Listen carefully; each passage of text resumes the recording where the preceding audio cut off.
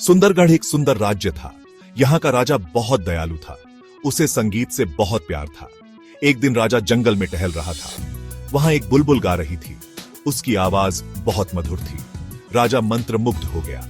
राजा ने बुलबुल को पकड़ने का आदेश दिया। सैनिकों ने बुलबुल को पकड़कर पिंजरे में बंद कर दिया। राजा बहुत खुश हुआ। वह बुलबुल को अपने महल ले गया। राजा ने बुलबुल को सोने का पिंजरा दिया। उसमें हीरे जड़े थे।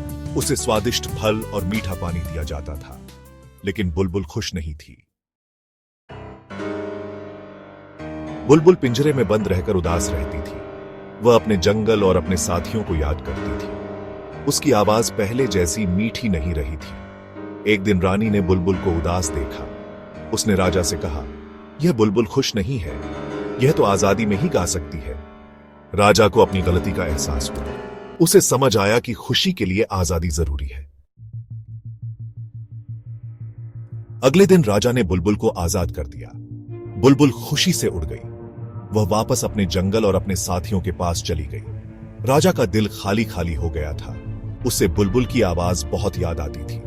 लेकिन उसे यह जानकर खुशी हुई कि बुलबुल अब आजाद है। राजा अक्सर जंगल में जाता और बुलबुल का गाना सुनता।